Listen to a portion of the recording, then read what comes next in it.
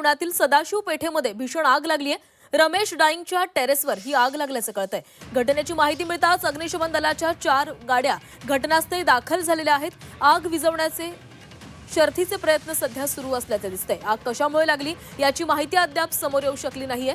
या ठिकाणी अग्निशमन दलाच्या 4 गाड्या दाखल झालेल्या आहेत आणि युद्ध पातळीवर ही आग विझवण्याचे प्रयत्न केले जात आहेत। रहदारीचा हा भाग आहे, त्यामुळे या आगीवर नियंत्रण लवकरात लवकर मिळवण्याचं मोठं आव्हान अग्निशमन दलासमोर असणार आहे।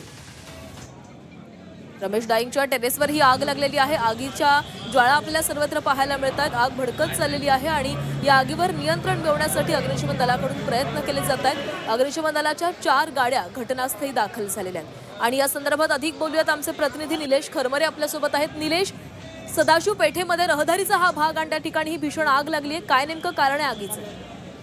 खरं तर पुणे परिसरातलं मध्यवर्ती ठिकाण असलेल्या सदाशिव पेठेमध्ये रमेश डाईन म्हणून जे हॉटेल आहे त्या हॉटेलच्या टेरेसवर ही आग लागल्याची पाहायला मिळत आहे।